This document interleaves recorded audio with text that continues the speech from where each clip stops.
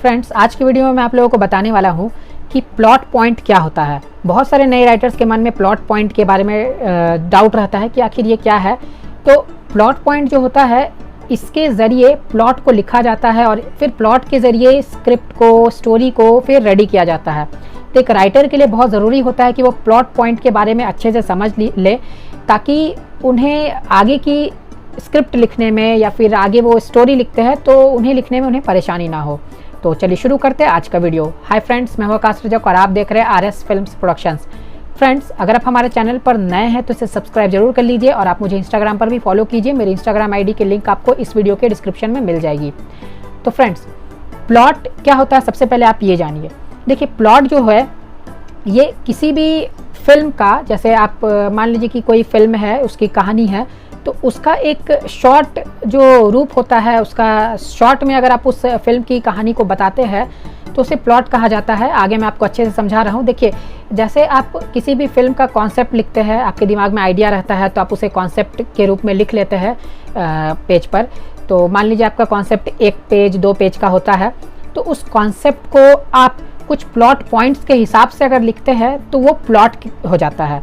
अब देखिए, प्लॉट को अच्छे से समझने के लिए आपको प्लॉट पॉइंट्स को समझना होगा पहले।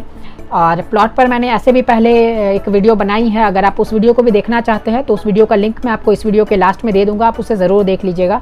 तो देखिए, सबसे पहले प्लॉट पॉइंट को समझते हैं, फिर प्लॉट आपके माइंड में अच्छे से क्लियर हो जाएगी कि क्या होता है ये। देखिए, प्लॉट के 5 पॉइंट्स होते हैं जिसे प्लॉट पॉइंट्स कहा जाता है। मेनली 5 ही होते हैं।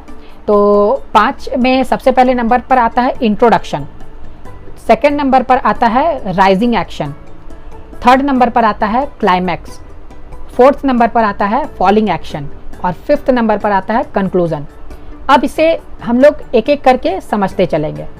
देखिए, सबसे पहले नंबर पे जो इंट्रोडक्शन था, उसमें क्या होता है कि जैसे आप प्लॉट को लिखते हैं तो आपको बताना रहता है, यानी आप मान के चलिए कि प्लॉट मतलब आप अभी मान के चलिए कि जो भी आपका कहानी है उसका आप शॉर्ट फॉर्म लिख रहे हैं, तो कैसे इन प्लॉट पॉइंट्स के जरिए आप लिखेंगे। तो सबसे पहले अगर आप उसका इंट्रोडक्शन, जो पहला प्लॉट पॉइंट है, आप उसे अगर लिखते हैं तो आपको उसमें इंट्रोडक्शन देना होता है, यानी फिल्म का जो किरदार है उसके बारे में आपको जानकारी देनी होगी कि जो फिल्म के किरदार है वो क्या करते हैं, वो उनकी फैमिली बैकग्राउंड कैसी है, फिर फिल्म का सिचुएशन क्या है, फिल्म जो है वो किस चीज़ पर आधारित है, ये भी आप इंट्रोडक्शन में बता सकते हैं।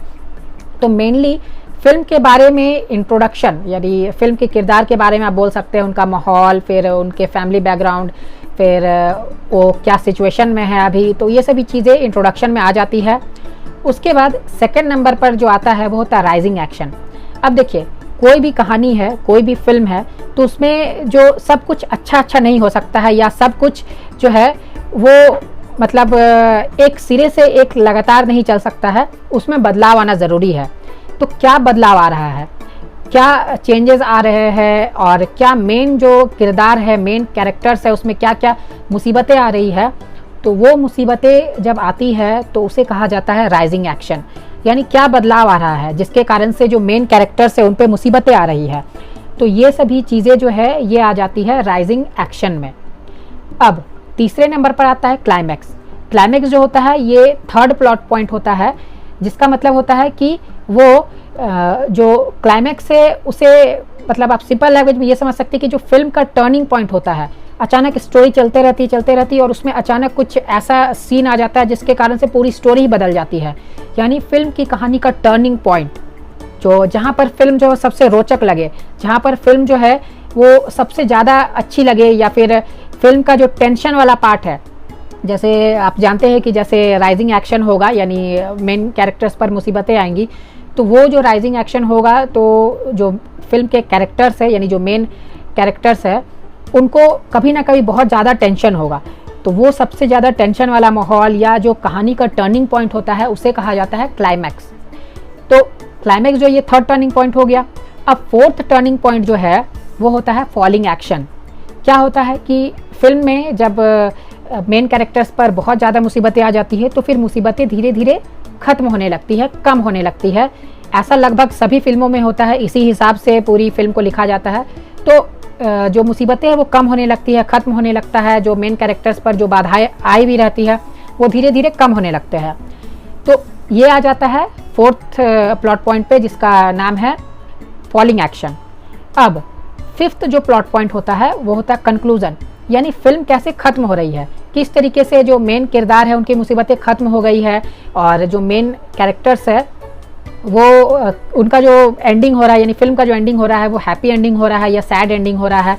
तो ये होता है कंक्लूजन, यानी फिफ्थ जो प्लॉट पॉइंट होता है ये। तो आपने जाना कि 5 प्लॉट पॉइंट्स होते हैं और क्या क्या होते हैं ये भी आपने जाना। तो इन जो प्लॉट पॉइंट्स जो आपने अभी मैंने आपको बताया, तो इन प्लॉट पॉइंट्स के हिसाब से जब आप प्लॉट को लिखते हैं, जब आप अपने कॉन्सेप्ट को इसके अनुसार लिखते हैं तो वो बन जाता है प्लॉट। आप कॉन्सेप्ट ही लिख रहे हैं, मान लीजिए कि आप कॉन्सेप्ट ही लिख रहे हैं, लेकिन आप कॉन्सेप्ट को, यानी आपके पास जो आइडिया है उसे आप जब लिख रहे हैं पेज पर, तो उसे लिखते वक्त जब आप इन 5 प्लॉट पॉइंट का ध्यान रखते हैं, उसे आप इंट्रोडक्शन देते हैं उसमें, फिर उसमें राइजिंग एक्शन यानी मेन कैरेक्टर्स पर बाधाएं आ रही है ये आप उसमें लिख रहे हैं, फिर क्लाइमैक्स बहुत ज़्यादा मुसीबत वाला पार्ट आप लिख रहे हैं उसमें, फिर धीरे धीरे मुसीबतें कम हो रही है, फिर कैसे मुसीबतें कम होते होते कैसे एंडिंग हो रही है फिल्म की या स्टोरी की, तो इस अनुसार से आप जब इसे लिखते हैं तो इसे कहा जाता है प्लॉट। तो फिल्म की कहानी का प्लॉट यही होता है, और प्लॉट पॉइंट तो आप अच्छे से समझ ही गए हैं कि 5 प्लॉट पॉइंट्स होते हैं मेनली। तो उम्मीद है कि जो नए राइटर्स हैं उनका डाउट क्लियर हो गया होगा। तो जल्दी से कर दीजिए वीडियो को लाइक और शेयर। फिर मिलते हैं हम लोग एक नए वीडियो के साथ, तब तक के लिए बाय बाय।